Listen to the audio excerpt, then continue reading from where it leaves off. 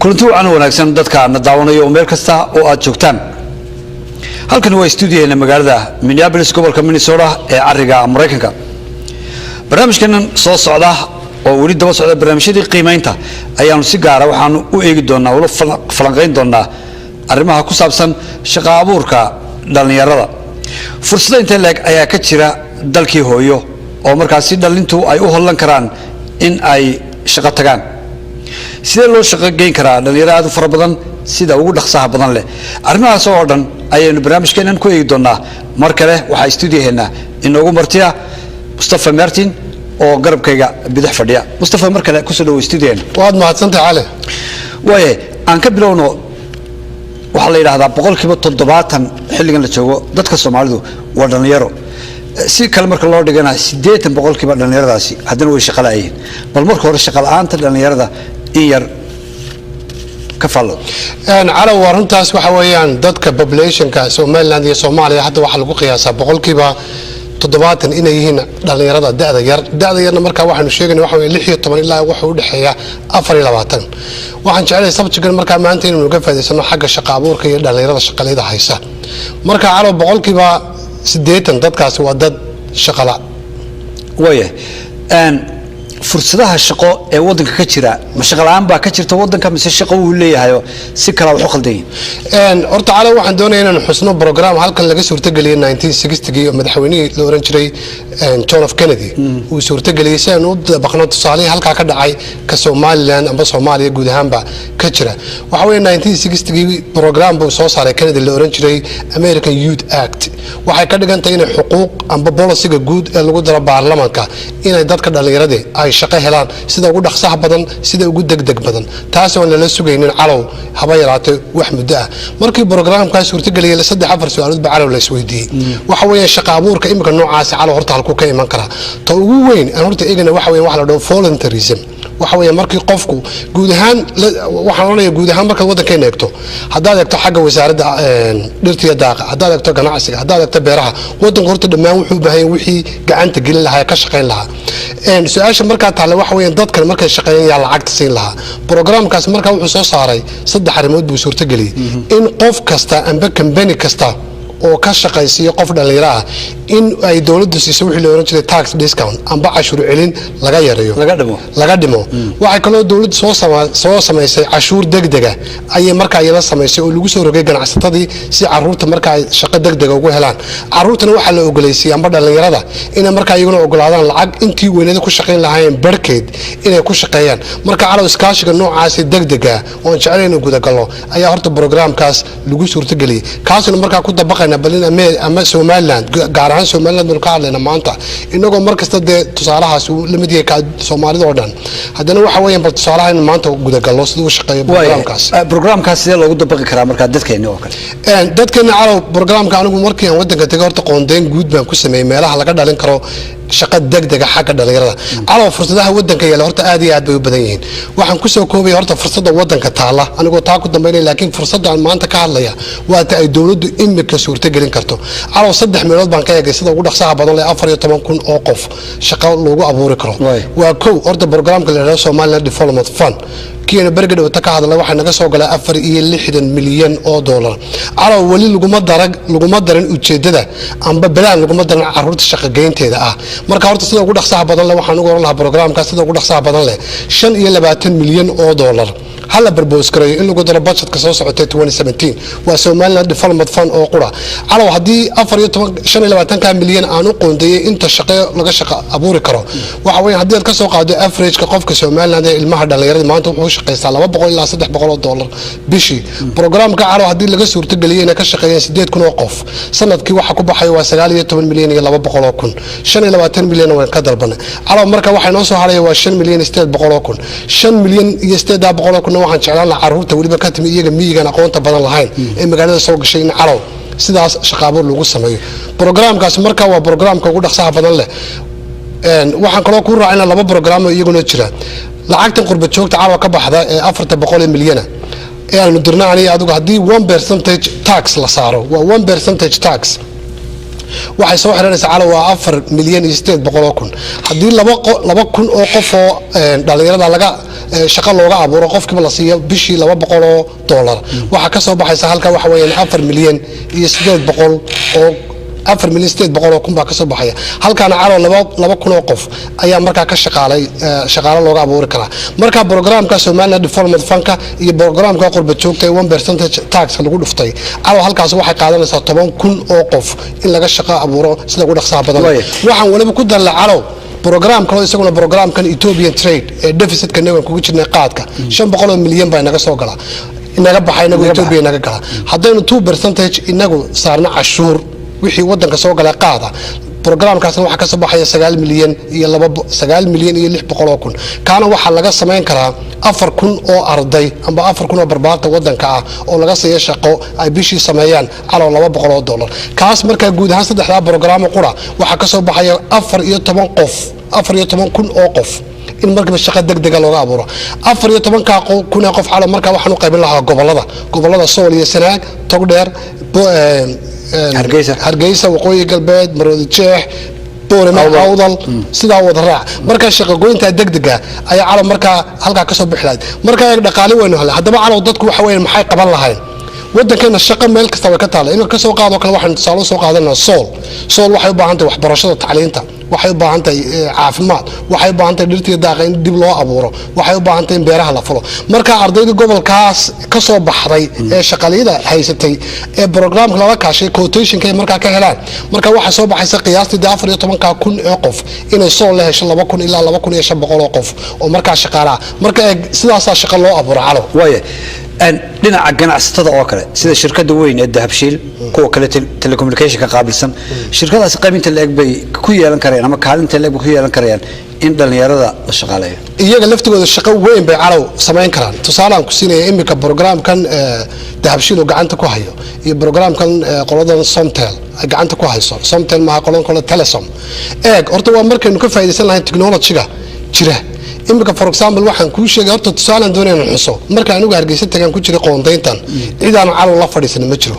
maalmaha kamid ah waxaan aad u darsay gabadh kaaryoone ku iibisa muus New Hargeysa gabadha 7 cashaan la qaatay waqti si aan u eego dhaqaale waxa soo gala calo gabadhaasi average markii aan eegay iyadana aan ka xaqiijiyay bishii waxa soo gala $900 waa kaaryoone ay muus ku gato maalinta khasaartana $20 bay macaashta aan faa'iido badan sameyn maalinta faa'iido aad u faa'iidana $30 markaad ku dhufato calo horta waa $900 waxa weeyaan lacag taas waa lacag aad u badan cost of living amba nolosha guud ee Soomaaliland qofku bishii wuxuu baahan waa $300 qiyaastii marka calo horta wadanka shaqo way taala laakiin wixii dhaqaajin lahaa marka hore taayirka u rogi lahaa ayaa calo loo baahan yahay su'aasha hadaan ku soo noqdo Dahabshiil iyo Telesom labaduba horta waxa weeyaan bangiyo waaweyn weeyaan maanta waxay sameyn karaan horta lacagahan la soo galay ay soo galay qurba joogto inay u adeegsadaan qaab shaqo abuur iyaga laftigooda investment amba maalgelin ku sameeyaan ganacsatada yaryar ee suuqa waxay kala sameyn karaan qofkii soo diray lacagta inay iyagu laftigooda program u sameeyaan ay yiraahdaan war lacagtan soo diraysa markasta waa la isticmaalayaa una ka faa'iideyso programmadan ganacsiga yaraan suurtagelin anagu marka waxa dhacay investment qurba joogta iyo Dahabshiil amba investment qurba joogta iyo Telesom oo lagu maalgeliyo dadka marka meesha degan marka programmadaas waa kuwa laga faa'iideysan kara calo technology cusub sida social media oo kale qaybinta leeg ku yeelan kariya in arday ay dhalinyaradu ka eegtaan shaqooyin dabeetana ay u shaqo tagaan aad imika calo waxaan ku siinayaa tusaale maalin dhowtaan anigu company baan hire gareeyay ii sameeyo website waxaan rabaa in website la sameeyo company markaan Mareykan ku arkay waxa ku jira dad technology-ga yaqaan India degan Nigeria degan wadamo kala degan marka waxa ka dhigantaa calaw marka anigu shaqo aan doonay qof ii qabto waxaan hayr gareystay nin Pakistan degan waayo qofka Mareykanka wuxuu ka qaadanaya $2,000 qofka Pakistan degan wuxuu ka qaatay $300 si aan u sameeyo website-kaas marka waxa ka dhigantay caruurteena amba barbaarteena wadanka degan maanta horta waxay ku fiican yihiin nasiib daro waa literado technology way haystaan waa Soomaaliland dhamaanta technology waa wadada ugu sareeya qof kasta wuxuu leeyahay Gmail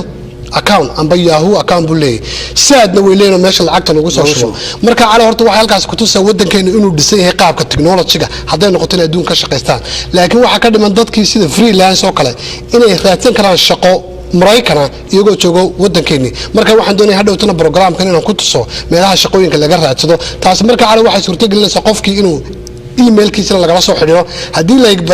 lacag la siinayo Mareykanku hayr gareeyana isagoo wadankiisa jooga in saadkan lagu soo shubo lacag ila saadka halka baa laga diri karaa moogtay marka sida technology-ga uga faa'iideysan lahayn dhalinyaraduna waa inuu arintaas kaga hadal calo dhinaca shaqo abuurka martino markaad ka hadlaysay millions of dollars sidii 25 milyan ee aad tiri waxa loo qoondan karayaa aan dhalinyarada shaqo taga in shaqo looga sameeyo barnaamijkii ahaa dhinaca horumarinta Soomaaliland lacagta loogu talagalay 25 milyan iyo lacag kale oo fara badan oo sheegtay dalkii marka sida loo eego hadalkaaga waxa uu muuqanayaa dal barwaaqo ah oo dihin oo dadkii ay ka dhigalayeen su'aasheedu biyadhacid waxa weeyaan maamulka jira sidee bay u garan waayeen aqligoodu inta imka aad sheegtay in dad laga shaqaaleyn karo 14,000 oo qof oo dhalinyaro sida ugu dhaqsaha badan leh arrinka sidee bay ugu ilduufeen oo u arki waayeen arrinka horta cadaw waxa weeyaan dawladdu soo socota inagu aan jeclay waliba xisbiyada mucaaradkana ka hadlo dawladda kulmiye markii ay mucaaradka ahayd wali qorshe cad oo magaranaysa meel u yaalay ma uu jirin waxa ka go'nayd inay wadanka gacanta ku dhigaan taana way ku guuleysteen dibka ugu weyn wadankeena haysta waxa weeyaan qolo kasta markay mucaaradka tahay waxa uu cad inay kursiga gooraan gaar ahaan madaxda xisbiga oo kale marka kulmiye sidaas meesha ku yimi laakiin wax ajenda aanba ujeeda aanba policy guud calaw oo meesha u yaala haba yaraatay ma ay jirin marka waxyaabaha keenay markii aanu xisbi tayala hayn xagga policyga aanu ujeedadiisu ahayn baahida caruurta wax ka tar xagga shaqo abuurka wax ka samee hadaanu programska noocaas haysan markuu dawladda hadhow ta qabtana waxaan oo kale ayaa calaw dhacaya waxaan ku sheegay 2008 kii calaw markii anigu halkan Minneapolis Regional Chamber of Commerce Board Director baan ahaa waxa dhacay markaa mayorka magaalada ayaa waa kii economic ku dhacay ayaa markiiba wuxuu ogaaday in jaamacadaha gobolka Minnesota ay intaas arday kumanaan arday ka baxaysan wadankana dhaqaalihiisa hoos u dhacay isla markiiba meeting degdeg ah baanu galay annagoo public u soo bandhigin dadweynaha marka advisory board kayagi markaas waxaan isku raacnay sida ugu dhaqsaha badan la in through Chamber of Commerce City of Minneapolis laga baas gareeyo in cashuur degdeg ah lagu soo rogo qof kasta oo gaadhi wato oo Mareykan gobolka Minnesota degan oo markaa gaas ibsaday in 5 cents per gallon lagu soo rogo si loo helo lacagta ugu dhaqsaha badan la caruurtaas soo baxaysa lagu shaqaale geeyo isla markaaba mayorkii wadanka haystay RT Rayback waxaan recommendation ugu sameeyay inuu markiiba isaguna kambaniyada warqad u qoro yiraahdo kambani kasta markaad shaqaaleyso caruur waxaan ku siinaa wax la oran jiray discount in payroll tax cashuurtaad ku bixin jirtay shaqo abuurka ayaanu ka yareynaa lacagta badna anaga ku bixinaa marka shaqadii caadiga ahayd caruurta amba dhalinyarada sidooda haw shaqeystaan waayo waxa la diiday wadanka hadii caruurta shaqo beesho mustaqbalkiisa wadanka iyo mustaqbalka soo saarka caruurta hadhow wax weyn baa iska bedelay marka programkaasna waxa programkii ugu dhaqsaha badan leh ee calawan ka suurtagelinay gobolkan barnaamijka markaad ku jirteen ma jiray barnaamij kale isaguna dhinaca tubaakada ah in canshuur isna la saaro si lagu helo aad iyo aad muxuu ahaa barnaamijkaas calaw waxa isagu uu ka horeeyay kaana waan ka qayb qaatay ninkii la oran jiray Mike Zirasi waxa ninkii u cararay gobolka Minnesota governorkii 2002 aniga isagu markaa isku advisory board baan ahay marka wuxuu ku guuleystay waxa jiray dad badan oo sigaarka caba marka dabadna waxa laga helay dadkii cancer badan iyo xanuuno badan dhakhtaradina waxay lacagtooda ma bixin karno marka wuxuu suugareeyay amba uu dacwad ku soo qaaday kambaniyada tubaakada sameyn karay marka settlement amba waxay dhaxaadin baa loo sameeyay ilaa 5 bilyan oo dollar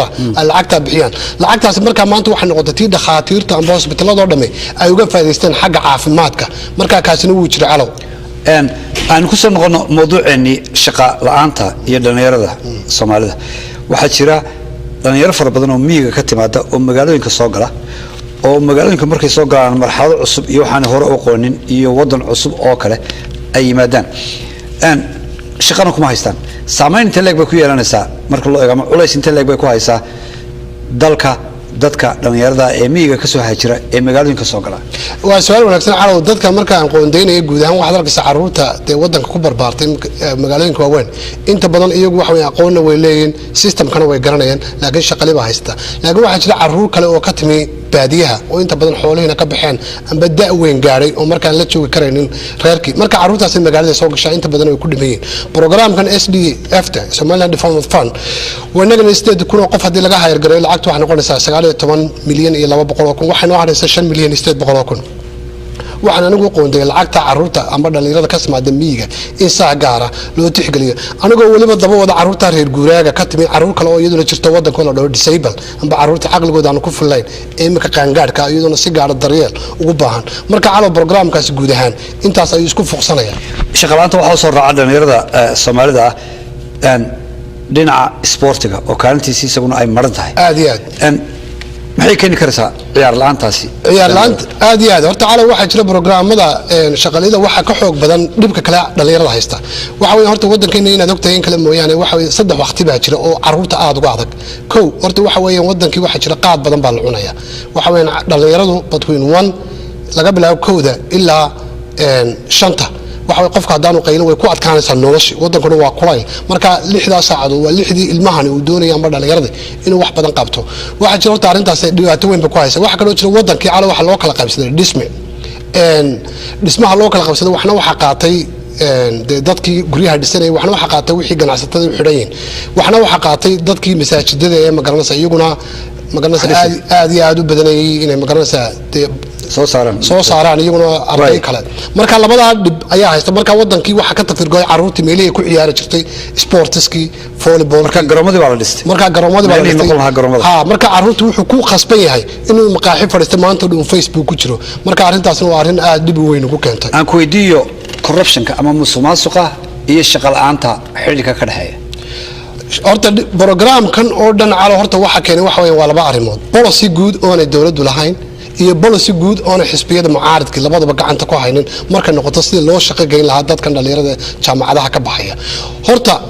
taasi waa ta koowaad ee meesha taala waana taan ugu dagay xitaa xisbiyada soo socda inagoo ku dambeyn doona waxaan doonayaa marka inaan sheego tan kale corruptionka waxa jira calow lacagta imika Soomaaliland ka baxday corruptionka ka baxda sanadkii ugu yaraan 80 milyan ilaa 140 milyan ayaa lagu qiyaasay waa lacagaha marka ka baxay wadanka inagoo corruptionka laba nooc u qaadanay mid wadanka jira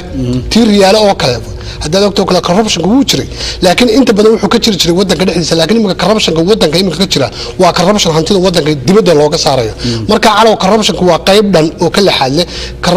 shaqalayda dhalinyarada waxa kale oo raacdo wixii la oran jiray knowledge gap dadkii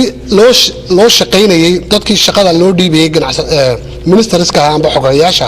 iyaga laftigooda lahayn tayo weyn oo corruption kamid ah corruptionku aqligan uu galaa marka waxa waa nooc kamid ah isaguna nabaad guurka marka labada corruption wadanka calow way ka jiraan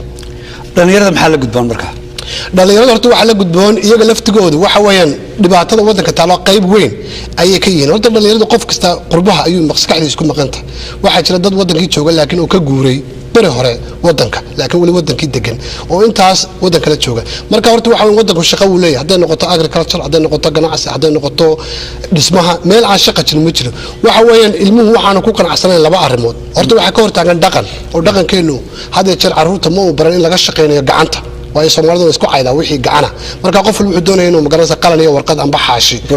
professional ku shaqeeyo wadamada Afrikaanka soo korayna wadamada waxa service amba hawshan gacanta inta badan kuma badna waxa badan waa shaqo gacanta marka ilmaha horta waa in loo tayeeyo inuu bartay inuu gacanta ka shaqeeyo oo aan ahayn gacanta wixii looga shaqeyn jiray xishood aan ahayn jaamacadaha waa in lagu dareyn caruurta aanay soo saarin dad wada magaranaysa karaaniin oo magaranaysa amba accountant ay noqdaan dad xirfad ku soo bixi karaya iyo dad xirfad ku soo baxayo technical wixii loo oran jiray calaw ay markaa sameeyaan wadanku meel aan shaqo lahayn meesha ma jirto laakiin waxa loo baahan wixii taayirka rogi lahaa taayirkaasna wuxuu baahan yahay iskaashi qurba joogta iyo qolqol joogta dawladda iyo xisbada mucaaradka waxaas oo dhammaan hal mar isku kacaan laakiin waxaan ballan ku qaaday wadankaas inaan shaqaleeyay ka jirin haday noqoto wixii la qaban lahaa calaw shaqo waxa laga abuuraa waa dhulka nin ciid shiila iyo nin daamur ka sameeya iyo nin dhismo kala soo baxa iyo nin bir kala soo baxa birta waxa laga soo saaraa waa dhulka magarada ma aslo qofku dhul haysto deegaanna haysto horta shaqada calaw ma jirto waxa loo baahan yahay marka wixii taayirka u rogala ilmaha shaqada amba lacag ku siin taasna waxay ka imanaysaa programka dawladda waxay ka imanaysaa qurba joogta waxay ka imanaysaa corruption la yareeyo inflation maciishada la yareeyo iskaashiga noocaas ay calaw ay ka iman kartaa waxaasna waxay ku xidhantay dadka inuu magacaawno xisbiyada iyo madaxda wadanka markii aad tagtay Hargeysa oo kale Soomaaliland dhalinyaradu ma leeyihiin xidhiidh iyo wacyigelin iyo barnaamijyo iyo ururo dhalinyaro oo ka hadla mowduucyadan shaqo la'aanta iyo tacliinta dhalinyarada xilligan joogta iyagu ma leeyihiin ra'yi caynkaas oo ka hadla in loo hadla mooyaan adoo kale inaad idaacad ka hadasho ama telefishin ka hadasho mooyaan waa dhalinyaro shaqo la'aan laakiin iyagu ma leeyihiin dadaal caynkaas iyo meelaha ka hadla malaha calaw inkastoo waxaan eegay maqaaxiyaha tagaan caruurtu dabadna waxaan ka fikiray in maqaaxiyahan loo bedeli karo wixii loo oran jiray computer centers amba meelo computeradana ay isticmaalayaan laga suurtageliyo inuu ilmuhu shaqooyinka adduunka ku xidhmo ilmuhu waa inaga niri mar hadduu haysto Twitter mar hadduu haysto gmail mar hadduu haysto sad adduunka kalena shaqo wuu ka eegan karaa isagoo guriga fadhiya maxaa ka mid ah ilmaha imika bartay in technology-ga sida website-ka loo sameeyo adduunka oo dhan buu u dhisi karaa waayo meel lacagta ka haystana saad baa lagu soo shubaya email uu leeyahay shaqadina wuu garanaya marka waxa weeyaan ilmaheena laftigiisu waa inuu barto inaanu halkan ku xidhnaan ee uu shaqo raadsan karo midda kale calow su'aasha aad weydiinaysaa runtii waxay daba socotaa su'aalan eegay wixii la oran jiray civic engagement caruurta ama dhalinyarada laftigooda waa inay bartaan inay isku duubnaadaan oo dowladda la xisaabtamaan waxaan talo kuu sheegaya maanta hadday 4,000 oo qof warqad u qorto madaxweynaha amba 4,000 oo qof intay Hargeysa maraan ay toos madaxweynaha gurigiisa ugu tagaan ay yiraahdaan ballantii aad noo qaaday mid dhaba ma aha wali waanu shaqaalaana mustaqbalkina wax iska bedelay ma jiro waxa weeye madaxweynaha arinta degdeg buu ka qaban lahaa maanta xisbiyada mucaaridka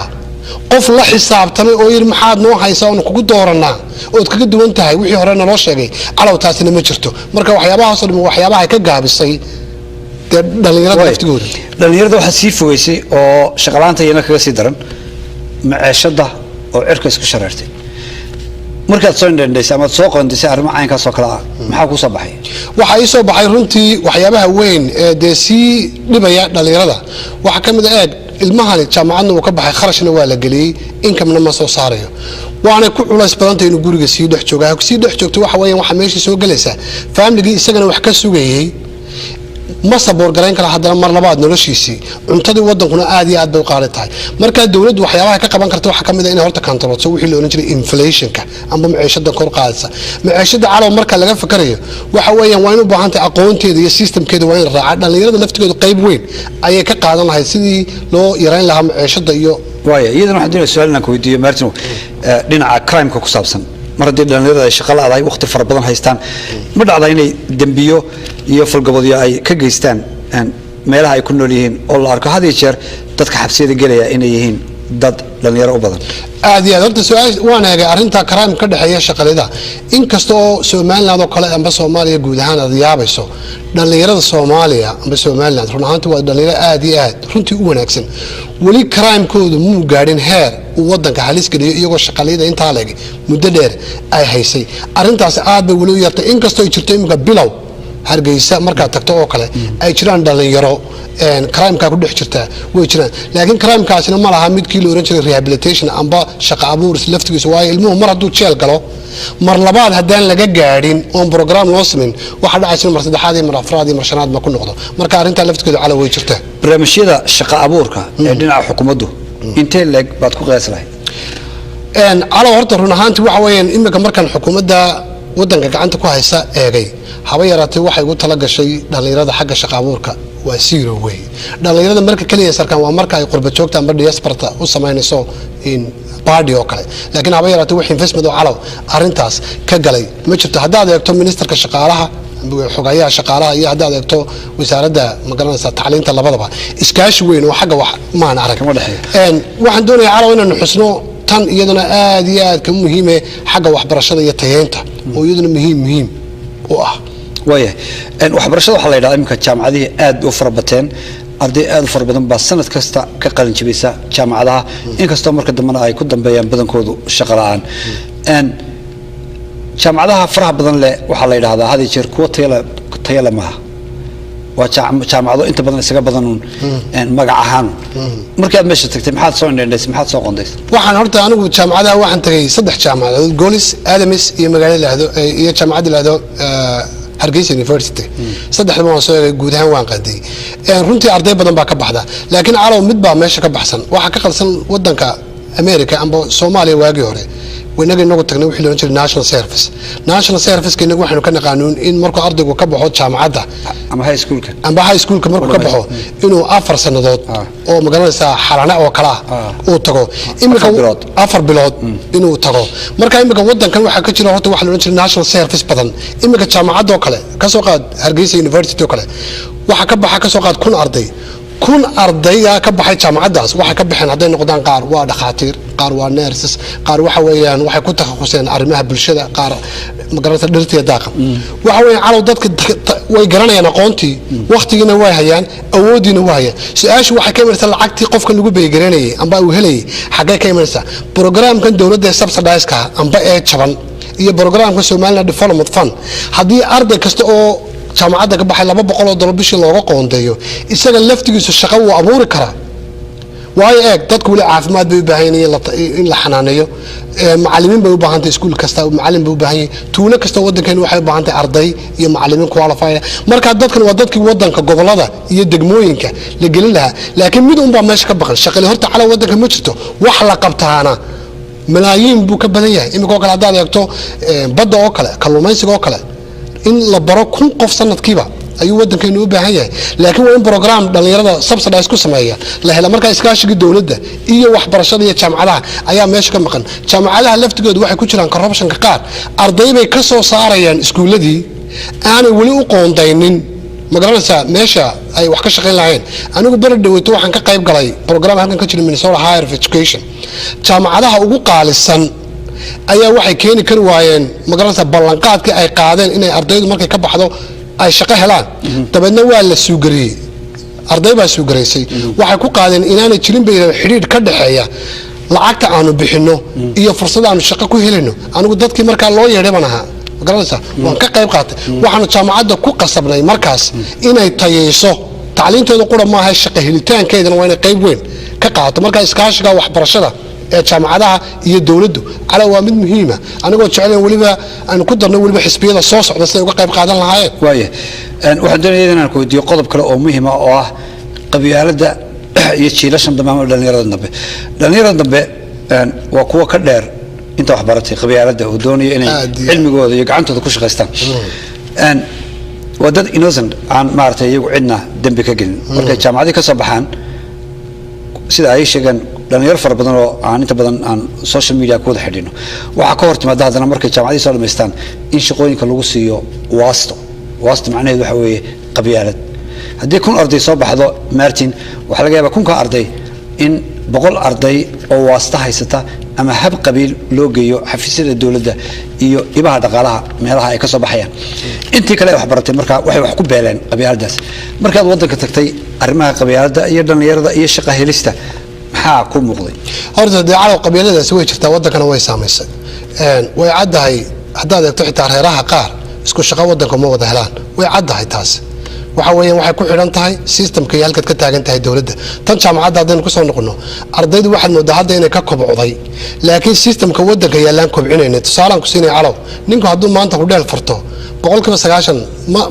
ma suurtagelin inuu dhalinyaro waxbaratay ka shaqaalaysiiyo meesha wuxuu shaqaalaysiinaya waxa weeyaan waa dad aan qualified oo ahayn shaqadiina garanay laakiin reerkiisa taas markaa waxay keentay dib weyn bay waddanka guud ahaan ku haysa maqaaxidina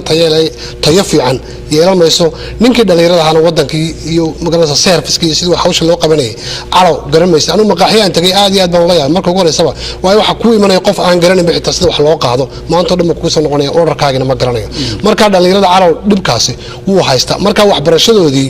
iyo qabyaaladii waxa ka dhaxeeya tension aad iyo aad weyn wasta badanna way jirtaa qabyaaladuna heer aad ay halmaraysa waxay kaloo calaw ilmaha ka dilaysa eeg ilmahan markuu wax bartay wuxuu aaminay inuu ku shaqaysan karo cilmigiisa markaa qabyaaladdu wuxuu doonaya inuu ka koro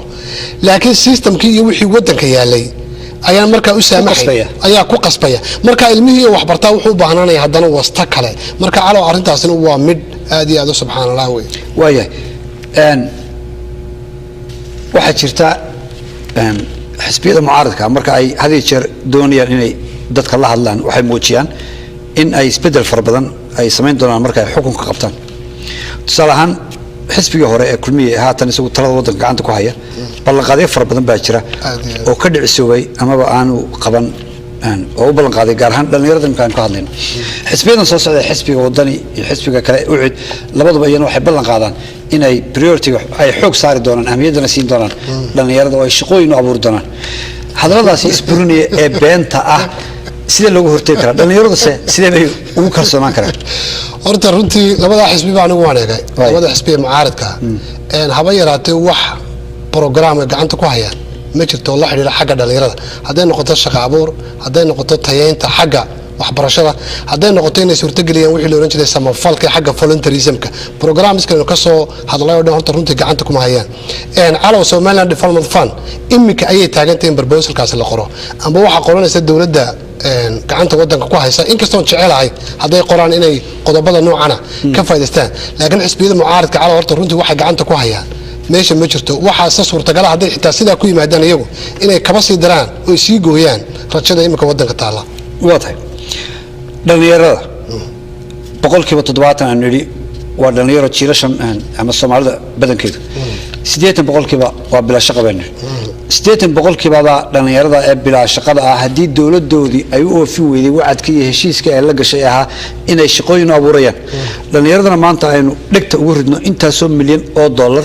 in ay la taallo oo ay haystaan fursado aad u wanaagsan dalkooduna burooqa yahay natural resources ay ka faa'iideysan karayaan maxay keeni kartaa xiriirka xukuumadaha iyo maamulada jira waddanka ka jira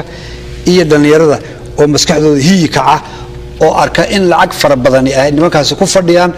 oo ay u diidayeen fursadaha ka faa'iideystaan maxaa isleeyahay dhalinyaradu sameyn karaan markaa horta waxa weeyaan dhalinyaradu waxa weeyaan u baahan inay samayso civic engagement haddaan ka noqon qayb weyn dawladda iyo activity-geeda haddaan la socon bolosiga waddanka ka jira haddaan la socon xisbiyada mucaaradka waxay soo wadaan waxan ka xun baa ku dhici kara imika waxaan ognahay calow lacagta waddanka laga musuqmaasay 110 milyan way dhaaftay lacagtaasina dibadda ay taala waxa weeyaan lacagtaas oo qura hadday waddanka la gelin caruurtana shaqo ma beeshan waxaan ognahay inflation-ka waddanka ama maciishada sida loo qaadi gareeyay inay tahay bolosi xumo waxaan ognahay xisbiyada mucaaradku waxaan dhaabay inaan soo wadin marka waynu arkaynaa haddaynan iska indhatireen caruurta ama dhalinyarada waddanka si toos loo abaaray way garoomadii baa laga xidhay shaqadii baa laga joojiyay waxbarasho aan beena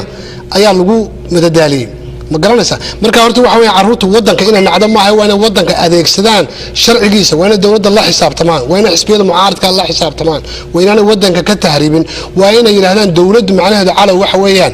dawlad macnaheedu waxa weeye inay samayso policy suga dadka ay markaa maamusho hadday markaa dawladdu intaa samayn karaydo dawladdaas markaa way dhacday way marka dawladdaas dawlad maaha waa inay la xisaabtamaan dadka dhalinyarada waa ay aqoon bay leeyihiin waxay leeyihiin maanta technology ba haystaan communication badan ba haystaan waxa ku filan one day ay u tagaan madaxweynaha iyagoo 400 500 oo qof ay yiraahdaan shaqadii maaday waddanka maxaad iyaga ku boorineed ama ku aanin lahayd ganacsatada iyo qurba joogta Soomaaliya marka waddanka tagaan waxa arkaysaa nin qurba joogta kamid ah oo loo sameeyo xaflad baadhi ay gabdho iyo wiilal ku ciyaarayaan oo ay ku baxayso $10,000 sidee baad oran lahayd sukaashadaan qurba joogta iyo ganacsatadu oo ka hadlaan aayaha dhalintooda Britain noqon doona madaxdii waddanku inay imika gacan qabtaan inta ay waxbarashada ay marka ay dhameystaan ee u baahan yihiin xilligii ay shaqo tagi lahaayeen mustaqbalkoodana ay wax ka qabsan lahaayeen maxaad oran lahayd kuwa horta calow haddaanu mustaqbalka caruurta gacanta loo gelin ummadaasi jiri mayso waa dhab maanta waxa weeye markii aniga adigu waddankii ka nimi Soomaaliya waxa weeyaan dhalinyaradii baa waddanka iska soo istaagtay dabadna waddanka waa tii civil war ka dhacay maanta waxa weeyaan dhalinyaradu meesha iska soo taagto nabadgelyo horta ma noqoto mustaqbal meesha ma yeelato su'aashaadii haddaan ku soo noqdo qurba joogta oo kale inagu lacagtan u dirayno sida hindida oo kale investment ahaan baan u diraynaa wasaan ku sheegay haddii toos programka lagu shubo daabshiil amba telesom laakiin lagu xidho in lacagtaas gasho maalgashi waxa jira ninka imika qurba jooga anigoo kale $1,000 reerkooda u diray wuxuu u diri karaa dukaan amba qof kale oo ganacsado oranaya shuraaka kaga dhig family-geygii biilkoodana halkaa ka qaataan horta qaabkan lacagta u dirana calow inagu laftigeena inuu xadidno in ka dhigno maalgashi ayaa muhiim ah ganacsatada waddanka maanta joogta sida dahabshiil iyo telesom iyo nimanka taajirin waa inay iyagu maanta fahmaan in mustaqbalku yahay dhalinyarada haddaanay maanta maalgashinna inaanay ganacsina haynayn waddankuna ammaan noqonayn dalkuna sii jirayn marka waa inay isku dayaan inay si kasta u fududeeyaan inay waddanka ma garanaysaa dhalinyarada wax la qabtaan midda kale waa inay ganacsatadu la shirtaa dadka policy makerska oo yiraahdaan corruptionka eeg calow corruptionku waxa weeye waa sida xarka hadduu guriga ka galo amba dhismaha guryaha aqal Soomaaliga sida aloolka iyo utab wuu cunaya dabadna gurigu uu dimaya waxa weeye dhamaantii policy makerska iyo ganacsatadu xisbiyada mucaaradka haddaanay isu iman oo aanay qoondaynin ajenda weyn oo cad oo shaqaabuur xagga dhalinyarada waddankaas waddan sii jiray ma marka iskaashaas calow gudaha iyo dibadba waa mid loo baahan yahay dhinaca waxaan eegaynaa markan farqa xagga da'da dadka u dhaxeeya sida la socotid caalamka markaad eegtid sida maamuladooda ay u dhisan yihiin haddaynu u compare gareyno ama aynu barbar dhigno kuweena oo kale waxaa muuqda Martinow in madaxweynayaasha ra'iisul wasaarayaasha golaha wasiirada xildhibaanada badankooda caalamka markaad eegtid waa dad aad u dhalinyar oo qurqurux badan oo waliba gabdho iyo wiilal leh innaga waxaan moodaa ninka ugu yar ee soo gelaya inuu xukuumad ama maamul uu wax ka qabto in daadiisa tahay 65 ama 65 jir Soomaaliland oo kale waxa jirta mararka qaarkood in la yiraahdo qofka ugu yar ee soo gali karaya golahaasi waa inuu noqdaa 45 jir dhalinyaradu waxay la qurux badan inta ay maskaxdoodu fiican tahay ee ay go'aano fiican qaadan karayaan ee sida fiican u fikirayaan ee aanay wali daalin in la shaqaaleysiiyo oo lagu dhiirigeliyo in lagu soo ababiyo sida maamul loo soo qabto waxaan daawaday nin la leeyahay ninka ugu da'da yar leh baarlamaanka Soomaaliland iyadoo laga hadlayo nin la wareysan oo leeyahay ninka ugu yar weeyaan oo markaa ninkaas da'diisu ay 45 halkan oo kale aan joogno waa nin da'a 45 inaga ba jirnay waa nin weyn nin lama oran karay marka inagii ayaa dalkeena 45 loogu arkaa wiil yar iyadoo markaa la xaqirayo wiilkii 25 ilaa 30 ama gabadhii da'doodu ahayd sidee looga faa'iideysan karayaa dhalinyarada maskaxdooda ay furan tahay ee da'doodu ay yar tahay ma haboonta weeye su'aashooda inay ka qayb galaan hawlaha wadanka iyo hay'adaha ka jira dalka aad iyo aad horta cali waa su'aal wanaagsan oo xambaarsan waxyaabo badan waxyaabaha meesha ka qeexay aniga laftiga arkay horta waxa weeyaan daada iyo takoorka isku hayso horta waxa jira wadanku wuxuu leeyahay wixii la oran jiray xaaji marka inta badan dhalinyarada way ku dulman tahay haday noqoto mid ari dhoofiye iyo mid bakhaarle iyo mid magaranaysa inkastoo aan arkay xagga technology-kan yarada dambe markaad aragto in dhalinyaro badan soo galayso laakiin sectorka wadanka waxa inta badan wata horta waxa weeye daada waaweyn laakiin waxa jirta shaqaaliyada markaan dhalinyarada eegay waxa jira wixii loo jeedo dumarka iyo dhalinyarada inamada oo kale shaqaaliyada waxa ku sii badan xagga dumarka waayo dumarkeena xitaa laftigeena fursado badan oo xagga shaqada ah ma haystaan iyagu inta badan guri jooga bay ku qasbayeen hadii kala waxa u dheer waa inay noqoto macallimad waayo society-ga markaa u saamaxayn marka calo arrimahaas oo dhan way jirtaa inaga wadankeena barbaarta sida looga faa'iideystaana waa aad iyo aad bay u fiicantay inaga halkan qofka haduu yahay 30 sano oo khibrad haduu leeyahay imika waxa laga doorbiday qof aan khibrad badan lahayn laakiin jecel inuu wax qabto marka runtii imika waxa la isbarbardhigay wax weeyaan jeclaansha iyo hawlkarnimada ilmahan diyaar u yahay iyo qofkii weynaa cimrigiisu tagay iyo jacaylku meesha u qabo mustaqbalka waxa uu fiican ninkan dhalinyarada in training la geliyo experience la helo programska sheegnay calo waxa weeyaan waa programka volunteerku inuu ka hadalay waa programkii khibradda si lahaa dhalinyarada dawladda lacagta la daba taagnaa Mr. Martin inuu gabagabadii barnaamijkeena joogna waqtiga ka faa'iideysanayna aan ku siiyo kelmadaada aad u soo jeedin lahayd dhalinyarada ku daawanaysa ama ku dhageysanaysa ee doonaysa in ay helaan fursado shaqo maxaad ku oran lahayd horta fursadaha shaqo way badan yihiin run ahaantii dhowr arrimood baan kaga hadlaa arintan mid waa policy-ga wadanka horta waxa weeyaan haddii adigu aanad codkaaga midaynin oo aanad suurtagelin waxyaabaad rabto ama qorshayaashaada oonad la xisaabtamin dawladda iyo xisbiyada mucaaridka horta runtii cid weyn oo xiliska ka saaraysa ma jirto markaan ahayno markay ka rabaan cod talabaad aan ku daray arinta wax weyn adduunku maanta uu furan yahay mar haddii aad leedahay Facebook mar haddii aad leedahay Gmail saadna aad leedahay waxaad adduunka oo dhan shaqo ayaad ka abalay garan kartaa ka soo qaad haddaad imika taqaano sida loo sameeyo website-ka oo kale aad tahay technology-ga qofku fiican ba IT-ga kuma xidhnidin Soomaaliland oo qura maanta waxa soo baxay wixii la oran jiray knowledge worker adduunka maanta haddaan anigu India ka shaqeeyo iyo haddaan Brazil ka shaqeeyo inkasta South America ka shaqeeyay iyo Asia iyo haddaan Oodweyne ka shaqeeyo intaba calawa isugu kamid waxaan xusayaa baradhow tacaalo aan tagay anigu wadankii Hargeysa